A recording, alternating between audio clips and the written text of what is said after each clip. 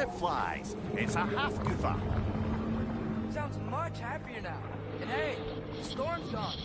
Aye, perhaps we'll finally earn some goodwill from our dark elf friends after all. Look, Father, thanks for bringing us out here. I don't have to do this kind of stuff just to keep my mind off Ragnarok, you know? This was not a distraction. No? Then why are we really out here? Have you ever considered?